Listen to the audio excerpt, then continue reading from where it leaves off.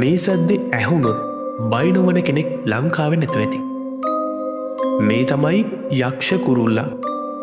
එහෙම නැත්තම් උළම කියන්නෙත් මෙන්න මේ කුරුල්ලටම තමයි. පරණ කතාවලට අනුව තමන්ගේ සැමියා අතින් නැරුණ තමන්ගේම දරුව ගැන දුකෙන් කැලේට දුවපු අම්ම කෙනෙක් තමයි පස්සෙ කාලෙක මේ කුරුල්ල වෙලා ඉපදිලා තියෙන්නේ. එනිසා තමයි මේ සද්‍ය හරියටම මනුස්සෙක් අඬනෝ වගේ අපිට ඇහෙන්නේ. ගැමියනම් කියන්නේ මේ සද්‍ය ඇහුනොත් ගමටම මරණ බියක් එනවා කියලා. හැබැයි විද්‍යාඥයන් කියන්නේ මේ බඩරතුපියා උකුස්ස එහෙම නැත්නම් ස්පොට් බෙලීඩ් ඊගල් අවුල් කියන පක්ෂීන් විශේෂය කියලා. ඇත්තම කතාව මොකක් වුණත් රෑට මේ සද්ද ඇහුනොත් ඔයා එළියට නම් බහින්න එපා. ඔයා මේ ගැන මොකද හිතන්නේ? අනිවාර්යෙන්ම පහලින් කමෙන්ට් එකක් දාගෙන යන්න.